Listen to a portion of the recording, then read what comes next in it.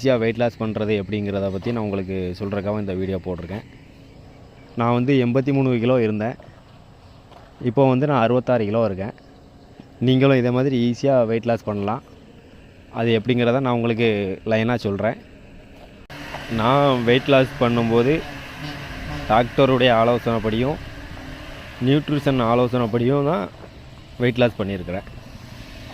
நீங்களும் அதே மாதிரி டாக்டர்கிட்டையும் நியூட்ரிஷன்ட்டையும் ஆலோசனை கேட்டுக்கோங்க. ஏன்னா அவங்களுக்கு தான் நம்ம ஹெல்த் கண்டிஷன், நம்ம கண்டிஷனை பொறுத்து நீங்கள் வெயிட் லாஸ் பண்ணலாமா பண்ண வேண்டாமா அப்படிங்கிறத அவங்க சொல்லுவாங்க. நியூட்ரிஷன் வந்து நீங்கள் எப்படி வெயிட் லாஸ் பண்ணலாம் அப்படிங்கிற ஆலோசனை சொல்லுவாங்க.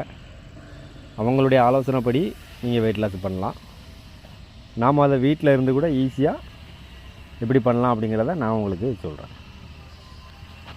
இந்த வீடியோவை ஷேர் பண்ணுங்கள். நம்ம சேனல் பேஜை நிறையா லைக் பண்ணுங்கள். அடுத்த வீடியோவில் சொல்கிறேன்.